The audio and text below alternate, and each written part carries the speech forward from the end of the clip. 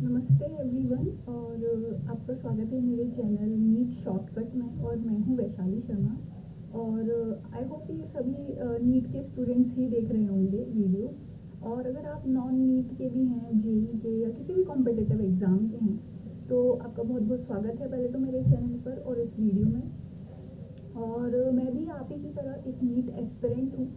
और ये वीडियो मैंने खासकर स्पेशली बनाई है क्योंकि जैसे ही हम जानते हैं नीट को अब कुछ 2.5 महीने ही बचे हैं, ऑलमोस्ट 70 डेज ही बचे हैं राउंड ऑफ। और जो लोग भी कॉम्पिटिटिव एग्ज़ाम्स में पार्ट लेते हैं, जब बिल्कुल ही लास्ट टाइम आता है कि जब 1.5 महीने 2.5 महीने 50 डेज 70 डेज या 100 डेज रह जाते हैं, तो उस दौरान हमको कैसी प्रिपरेशन रखनी चाहिए, कैसा माइंडसेट रखना चाहिए, उसके बारे में बात करने के लिए मैंने आपको ये वीडियो बनाई है।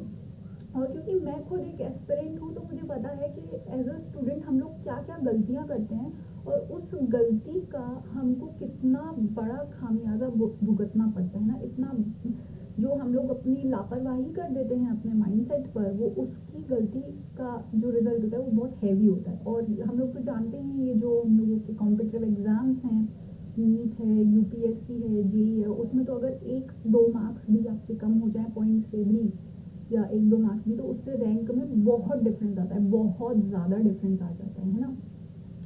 तो देखिए, पहली बात तो ये है कि होता क्या है, जब हम लोगों के पास टाइम कम रहता है, जब बिल्कुल लास्ट मोमेंट पे आते हैं, तो लोग जो पहले से प्रिपरेशन कर रहे हैं वो सोचते हैं कि हम ज़्यादा से ज़्यादा रिवाइज कर रहे हैं ना। और वो मतलब ओवरऑल सिलेबस कवर करने में लग जाते हैं हम लोग, और ये सोचते हैं कुछ छूट ना जाए, छूट ना जाए। और हम लोग क्या करते हैं, जो पुराने टेस्ट पेपर्स हम लोग ने लगाए होते हैं उसको दोबारा पढ़ते हैं, और जो हम लोग ने नोट्स बनाए होते हैं उसको दोबारा पढ़ते हैं। और सबसे बड़ी बात हम क्या करते हैं, जैसे हमको पता चलता है कि भैया हमारे एग्ज़ाम पास आने वाले हैं, तो हम क्या करते हैं, हम सबसे पहले बनाते हैं भैया एक लंबा चौड़ा बड़ा डिसिप्लिन वाला एक टाइम टेबल। ठीक है, टाइम टेबल बन जाता है भैया पूरे 12-12 13-13 घंटे का। अब देखिए, टाइम टेबल का जितना फ़ायदा है उतना ही उसका ड्रॉबैक भी है। ठीक है, होता यह है कि जब आप टाइम टेबल बना लेते हैं तो मैक्सिमम ऑफ द टाइम हम टाइम टेबल कभी फॉलो नहीं कर पाते हैं, है ना। फॉर एग्जाम्पल, अगर आपने सोचा कि एक दिन में हम सर्टेन नंबर ऑफ जो चैप्टर है वो सब्जेक्ट के कंप्लीट कर लेंगे और दूसरों के कुछ कर लेंगे, पर जब वो चैप्टर्स कंप्लीट नहीं हो पाते हैं, तो फिर जब आप अपना वो कहते हैं ना एक मार्क बेंच मार्क देखते हैं कि आज दिन में मुझको ये कर लेना चाहिए था, और जब वो फॉलो नहीं होता है तो उससे क्या होता है, हमारी जो इमोशनल हेल्थ है उस पर असर पड़ता है। इमोशनल हेल्थ पर कैसे, हम चले जाते हैं पैनिक मोड में, पैनिक और गिल्ट में, कि हाय अब तो मतलब एक दिन वेस्ट हो गया, अब तो दिन कम बचे हैं पर सिलेबस ज़्यादा है, अब मैं क्या करूँगा क्या। तो वो क्या होता है, जो आपका नेगेटिव माइंडसेट है, पैनिक मोड है, वो आपकी एफिशिएंसी को कम करता है। उससे क्या होता है, नेक्स्ट डे भी हम लोग पैनिक मोड में रहते हैं, और उस वक्त हम जो जो पढ़ रहे हैं, जो रिवाइज कर रहे हैं, वो रिवाइज करने पर फोकस नहीं रहता, रिवीजन पे फोकस नहीं रहता हमारा। फोकस बल्कि इस बात पर हो जाता है कि हमको ये कंप्लीट करना है, मतलब निपटाना है।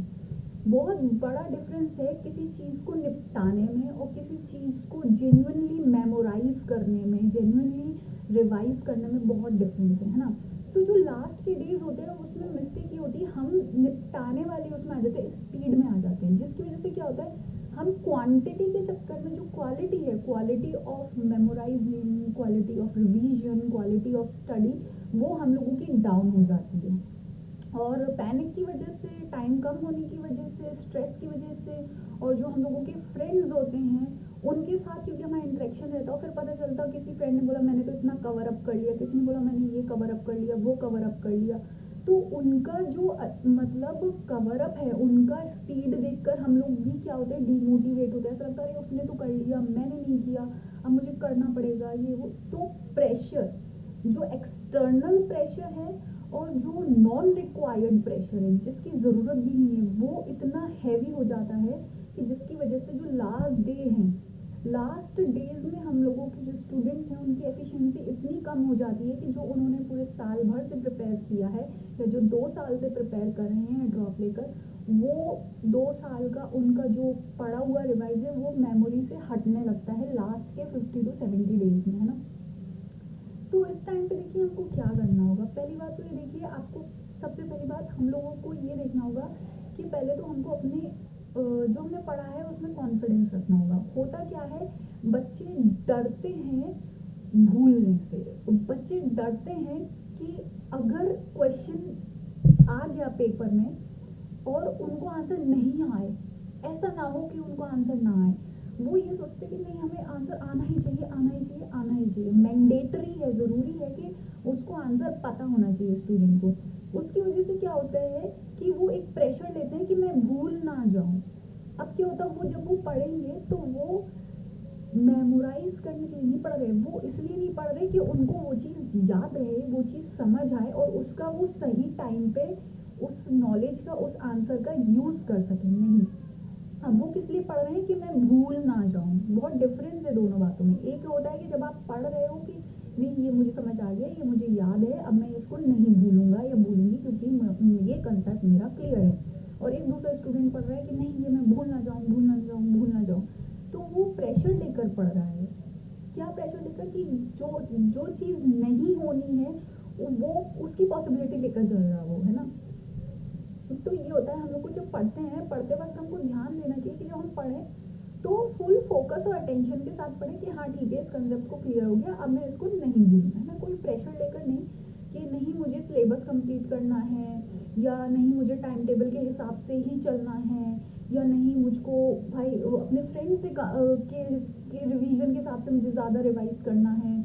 या अगर आप रिवाइज ना कर पाए, इन केस अगर आप रिवाइज नहीं कर पाए हैं तो लेट गो, अब लेट लूज, उसको जाने दो, छोड़ो कि ठीक है कल मैं नहीं कर पाया, कल मैं एनर्जाइज्ड फील नहीं कर रही थी या कर रहा था, इट्स ओके, पर आज मैं उसको कवर कर सकती हूँ, है ना।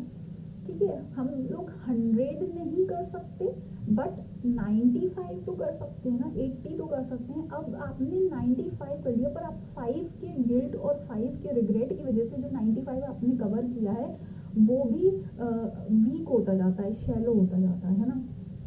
तो इस बात का हमको ध्यान देना चाहिए कि कभी भी लास्ट डेज पर तो अपने आप को प्रेशर से, पैनिक मोड से और ये time table, so called time table, so called revision, so called competition, इन सब चीज़ों से फ्री रखिए, है ना।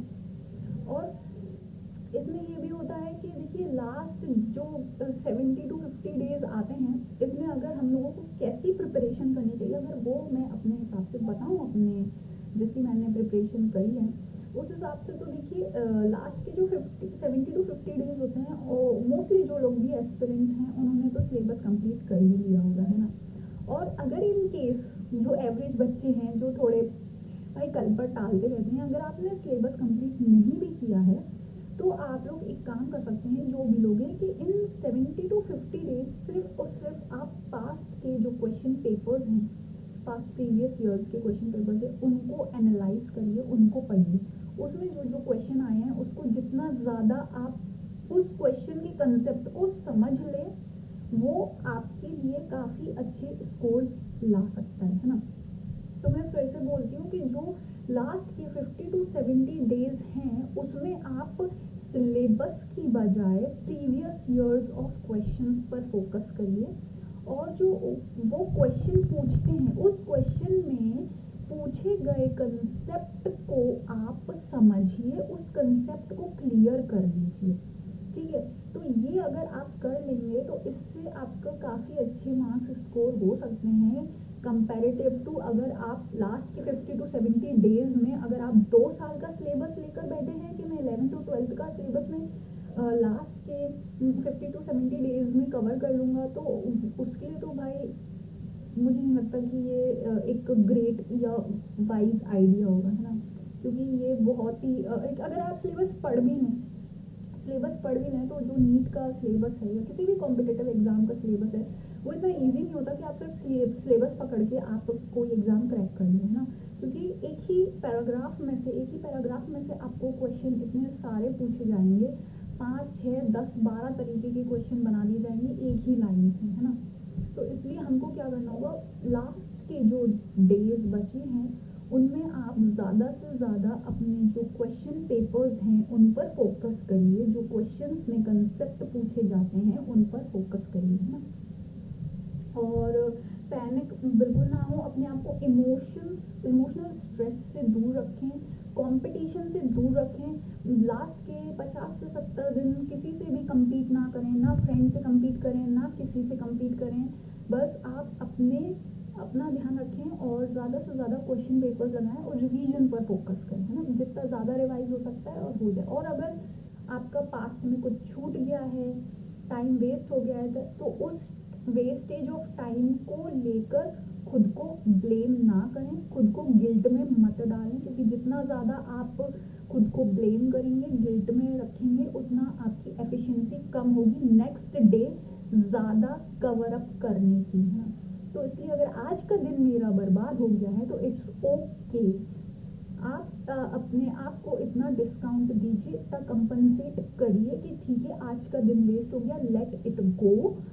अब जो कल का दिन है, कल मैं fresh without any guilt, blame, panic और कोई स्ट्रेस के, आज का जो दिन है इसमें मैं maximum of my syllabus cover up करने की कोशिश करूँगी।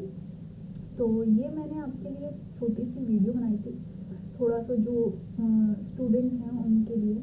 और मैं आपको मिलूँगी नेक्स्ट वीडियो में। और आपने अगर मेरे चैनल को सब्सक्राइब नहीं किया है अभी तक तो प्लीज़ मेरे चैनल को सब्सक्राइब करें और मुझे चैनल ग्रो करने में हेल्प करें। और मैं अपने ही चैनल पर आपको कुछ कंसेप्ट्स भी लेकर आऊँगी, कुछ केमिस्ट्री और फिज़िक्स, बायो के जो प्रीवियस ईयर्स के क्वेश्चंस हैं जो मैं कर रही हूँ सॉल्व, वो मैं आपको सॉल्व करके यहाँ पे थोड़ा थोड़ा शेयर करती हूँ। तो आपका बहुत बहुत धन्यवाद मेरे साथ बने रहने के लिए, and all the best to everyone.